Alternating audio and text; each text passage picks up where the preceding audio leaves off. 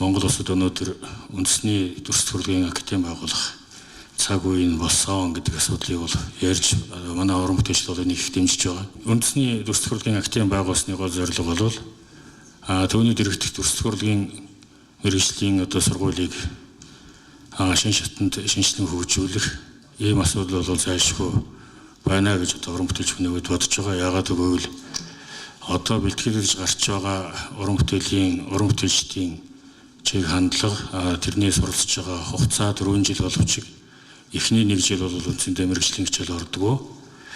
Ерөнхий элдвийн хичээлүүдийг орж явж байгаад 2 дугаар курсээс мэргэжлийн хичээлийг үзээд 3 дугаар курстээ дөнгөж эхлэх шатандаа орж байгаа 4 дугаар курст диплом гэдээ явуулдаг.